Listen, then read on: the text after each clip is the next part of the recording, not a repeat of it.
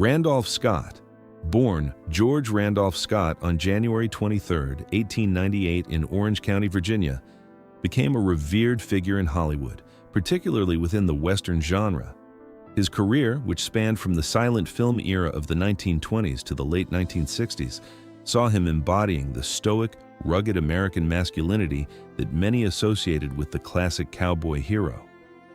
Scott's films are celebrated for their portrayal of strength, honor, and the values of the American frontier, making him a beloved figure in Hollywood and a symbol of the Western ideal. However, behind this tough persona, Scott's true self was often hidden from the public eye, creating a mystique that added complexity to his legacy. His rise to fame marked him as not just an actor, but as a cultural icon. Early life and path to Hollywood. Scott's early years in Charlotte, North Carolina, were shaped by a comfortable and well-connected upbringing. His father, George Grant Scott, was a successful certified public accountant, while his mother, Lucille Crane Scott, managed the household and raised Randolph alongside his siblings. Scott attended private schools and later enrolled at the Georgia Institute of Technology to study engineering.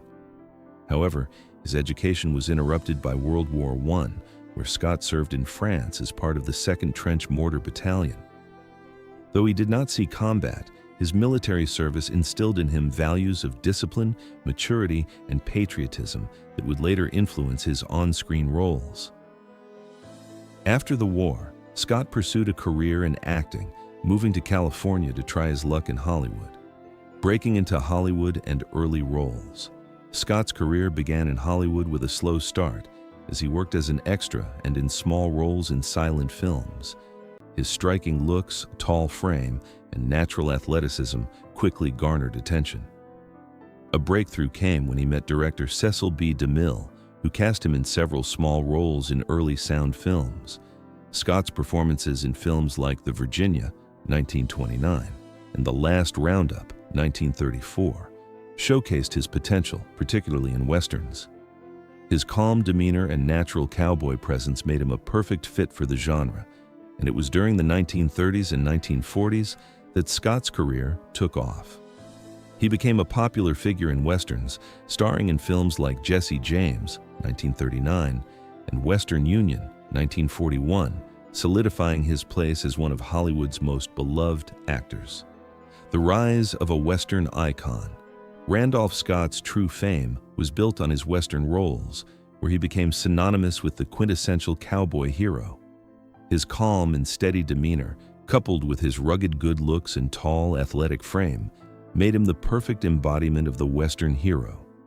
What set Scott apart from other Western stars was his ability to bring depth and complexity to roles that could have been one-dimensional.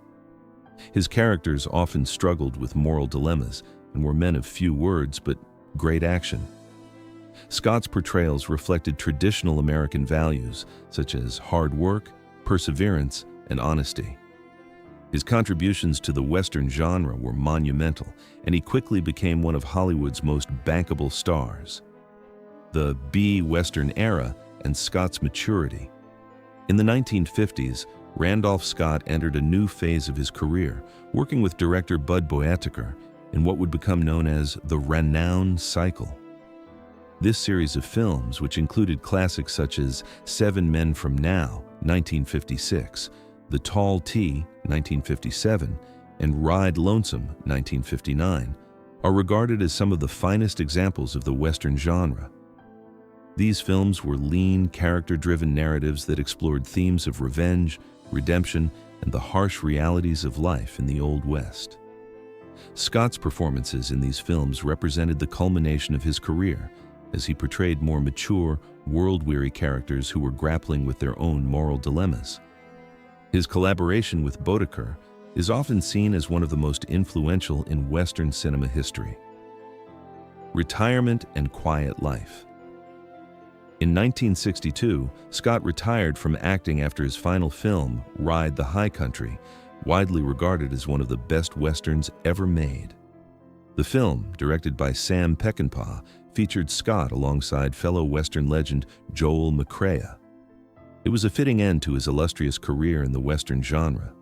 After retiring, Scott embraced a quiet, private life in Southern California, enjoying hobbies such as golf and maintaining his investments.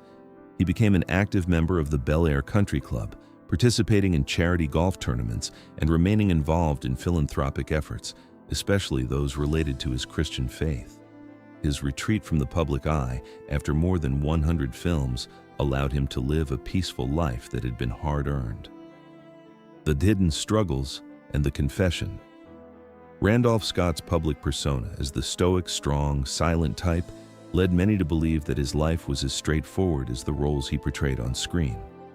However, a handwritten note found after his death in 1987 would reveal a side of Scott that the world had never known. In this note, Scott confessed to feelings of deep loneliness despite his fame, his success, and the adoration he received from fans.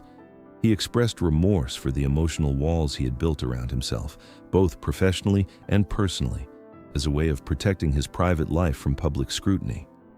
The note hinted at regrets and missed opportunities for genuine emotional connection. It painted a portrait of a man who, despite embodying the idealized masculine hero, had struggled with his own emotional battles throughout his life. The rumors and the truth behind the silence. For years, Hollywood insiders and fans speculated about Randolph Scott's personal life, particularly his long and close friendship with fellow actor Cary Grant. The two lived together in a beachfront home in Malibu for several years, leading to whispers about the nature of their bond. At the time, such relationships were rarely discussed openly, and Scott remained silent about the rumors. The note Scott left behind, however, suggested that he had struggled with his identity and the societal expectations placed upon him. Although the note did not directly address his relationship with Grant or his sexuality, it alluded to a deeper emotional conflict that Scott had carried for much of his life. The secrecy surrounding his personal life, it seemed, was a burden that Scott had carried in silence. Revelations and a new legacy. The discovery of Randolph Scott's note has changed the way the world views the actor. Fans and historians had long painted him as the embodiment of the strong, silent Western hero, but the note revealed a much more complex individual. It revealed a man who had struggled with loneliness, emotional restraint, and a longing for true connection. The revelation has sparked conversations about the pressures that Hollywood actors of his era faced, particularly in terms of public expectations and the demand for conformity to traditional gender roles. Scott's note also served as a reminder of the emotional toll that fame and public scrutiny could have on an individual, especially when the industry demanded such rigid personas. Final reflections. A life of courage and authenticity. Randolph Scott's final note, though private, offered a rare glimpse into the actor's internal struggles and the emotional toll of living a life dictated by public expectations. For many, the note has brought a sense of closure and understanding to a man who, for years, remained an enigma. It allowed those closest to him, his family, friends, and fans, to see beyond the tough, silent exterior and appreciate the complexities of the man behind the cowboy hat. In death, Scott's honesty and vulnerability have become part of his lasting legacy. His story is no longer just about the iconic Western hero he portrayed on screen, but about the struggles of being human, finding connection, and embracing one's true self. His legacy, strengthened by his confession, now represents both the public and private aspects of a man who sought understanding, peace, and authenticity.